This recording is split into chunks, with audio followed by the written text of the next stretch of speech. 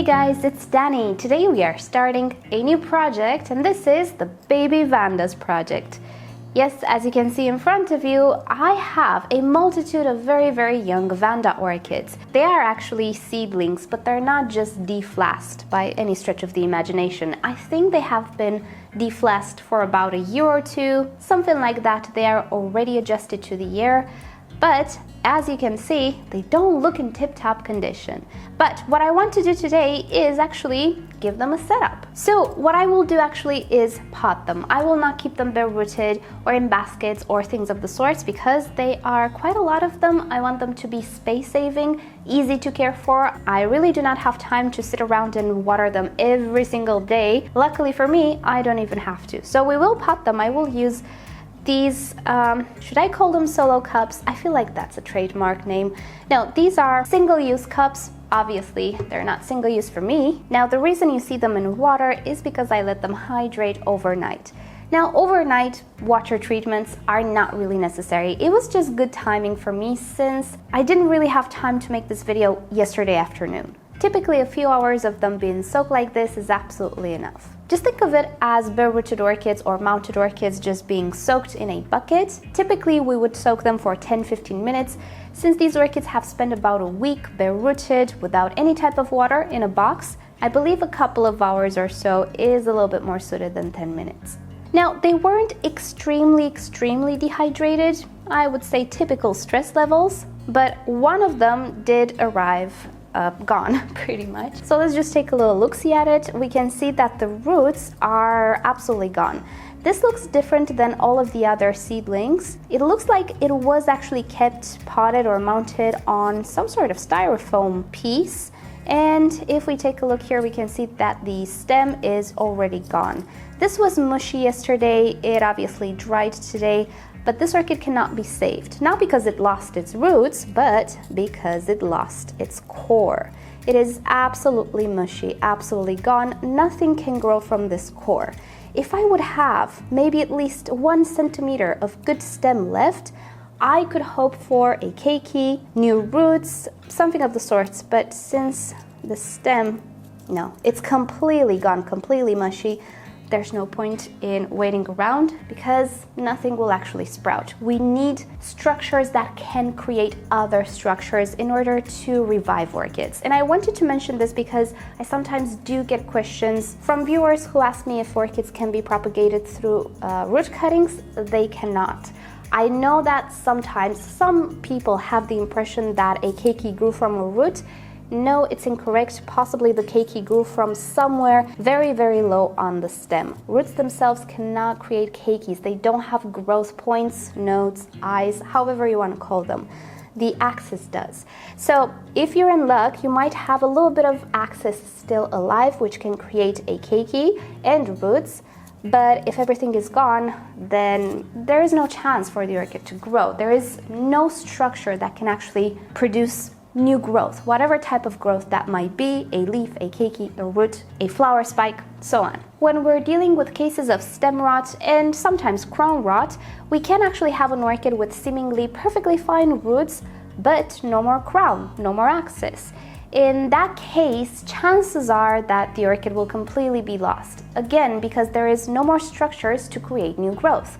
Roots themselves can continue to apparently live. Typically, it's the velamen who withers off the last. The velamen's purpose is to absorb water. And as a structure, that's what it does. So it will continue to do that. But if up top the orchid has no more stem, then there is no chance of actually saving that orchid, even if the roots still look green or green up when you water it. I know it's a little creepy, but it is how it is. In time, the roots will wither off very slowly. And I actually do have a video with an example to show you. I'll link it here in an info card and also down below in the description. I received 2 orchids from a friend of ours, and one of them still had some green roots, but up top there was nothing left. And in the end, what happened to those orchids is that I lost them, but I did manage to save a keiki. I still have the keiki. The keiki has a flower spike, so I'm curious to see how it looks like, but that's a different story. As a medium, surprise surprise, I will use my typical mix of sphagnum moss and fir bark. I will not use so much sphagnum moss obviously, but I will put a layer of it on the bottom because they will still be watered with my spray can. You know how I water my orchids, and if you don't, I have a video explaining all about it. Check it in the info card or in the description below. But wait, I am actually getting ahead of myself. I did not cut away all of the dead roots. One good thing with soaking is that you will see which roots tend to expand, tend to green up, which roots are pretty healthy and which are not. So it's easier for you to determine what you need to cut. For example, I need to cut this segment here. I need to cut, where do you start? Oh, this segment here and this root. What else? This one. When I cut the dead roots, I don't cut into green tissue, but in the brownish tissue. In this way, I do not disturb the seal because here the orchid actually made a seal herself and no pathogens can actually enter the root. So if I would cut it here, I would break that seal pretty much and open up a door towards pathogens. So be mindful of that and always just cut into the already brown section. If you leave very, very little brown on the root, it's perfectly fine. And I think this leaf can be removed as well. It was already detaching and I think we're good. This root doesn't look extremely healthy, but it's still alive, so I will let it be. All right, now it's time to pot. I chose these one-time use cups because they are tiny enough for these orchids. Yes, they're seedlings, and yes, I will pot them, but at the end of the day, they're still Vandas. They like a lot of air around the root system. If I were to pot them in really big pots, one, I would degrade the medium a little too fast. Two, it might be just a little too wet for Vandas. Even though with aeration, suffocation is greatly diminished, when it comes to Vandas, I'm a little wary of making things very wet. So I will keep them in these pots for about 2 years or so, maybe even more than that. They will not mind the crowded situation and they will continuously put out roots as they grow themselves. The roots can be outside of the pot. I don't mind that one bit. It's not like with the other orchids. So being that I really don't have any tiny pots at my disposal right now, I'm just going to use these and they will be perfect. So I'm just gonna arrange the medium around the roots, maintaining things as airy as possible. As I'm doing that, let me tell you why I decided to purchase them. There was this auction on eBay. I'm gonna tell you the whole history with this order at the end of the video because I'm sure not all of you are interested. But I decided to buy them even though they will take so much time to mature because I actually enjoyed this surprise aspect of things. These are NoID. They were offered at an auction, 12 of them, well 11 now because one withered off, without any type of identification, and I think I just like surprises. I don't know. I used to not like not knowing what I will receive, but since I'm in this YouTuber position, I discovered that I actually do really enjoy giving orchids away, making giveaways. There are orchids which I have doubles of. So I thought, you know what, I'm just gonna buy them, experience the surprise to see what they are when they bloom. Some of them I'm sure maybe I won't like, some of them I'm sure maybe will be doubles, but you know what, I would be more than happy to give them away and to make some of you happy. So all the more joy for me, I get to experience the journey. And also, I've become quite a lot more patient.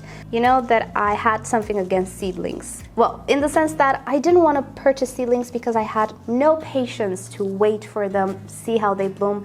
And I think partly it was due to the fact that I didn't really know what I was about to do with this YouTube channel. In my mind, I guess I thought that at some point it would just stop getting views, it would get demonetized, it would get, I don't know. You never know when it comes to YouTube, but 7 years later, and here I am, actually enjoying making YouTube, actually doing or making a living out of it, and waiting around 5 years for a bunch of orchids to bloom doesn't really seem so unobtainable anymore. Does that make sense? So I thought it would be a great journey for me and for you to document it and one day make a video very happy about the fact that one of these has a flower spike. So that's why I purchased them. But if you're a beginner and you want to build a collection of 10, 20 orchids, let's say, definitely I would not recommend seedlings to you. I know how it is to be a beginner and to want to have flowers as fast as possible. That's perfectly fine and normal, and you should have flowers as soon as possible. I suggest you just budget it, put your money aside, don't spend it on seedlings, and buy mature Vanda orchids or whatever other orchid you want, because they will actually bloom much faster. With these guys, I'm looking at 5 years or something like that until they bloom. Maybe more. If I mess things up, quite a lot more than that. So yeah, I guess right now I'm in a point where I can actually wait around for them because I have other orchids to distract myself with, and it will be a nice journey and experience and learning curve for me. But I would not recommend for beginners to buy seedlings. It's a long wait.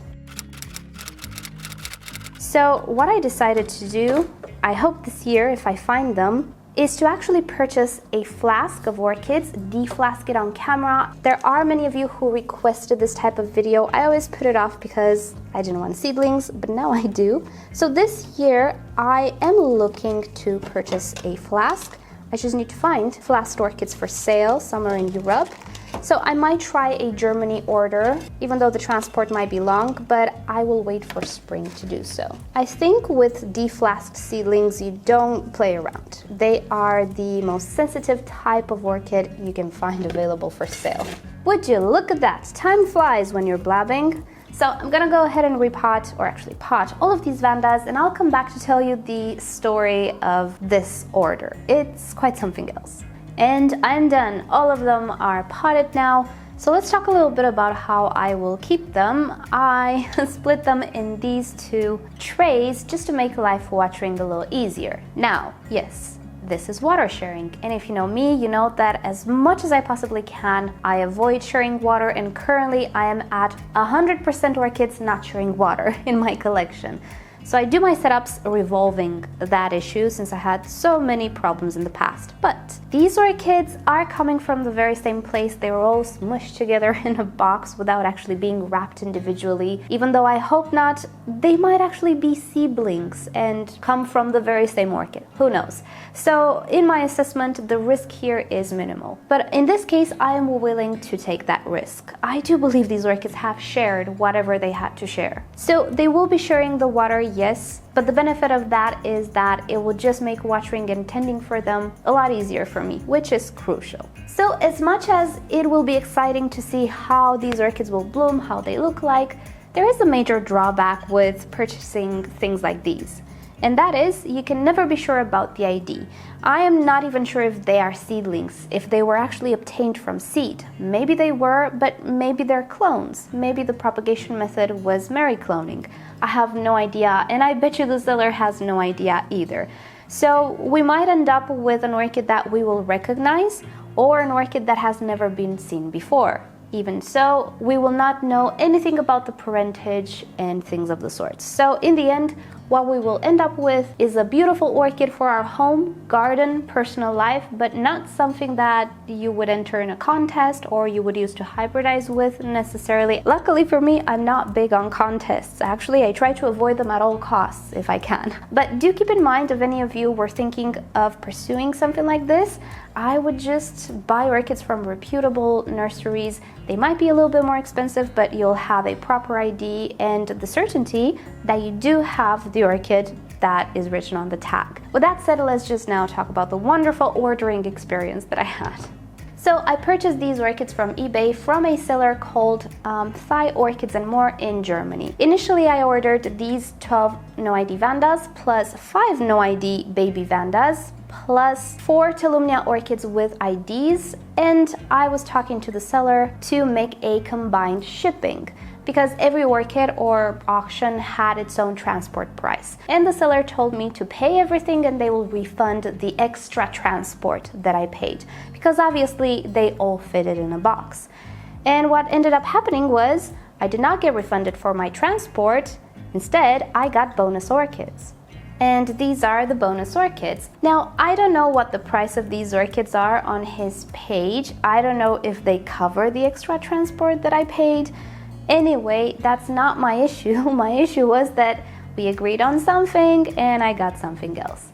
This is not the first time that I have this type of issue with the seller. So if you ever want to purchase from the seller, I would suggest that you have a conversation first. You clearly state if you want a refund or if you want extra orchids or things of the sort. Some people would be very happy with some bonus orchids.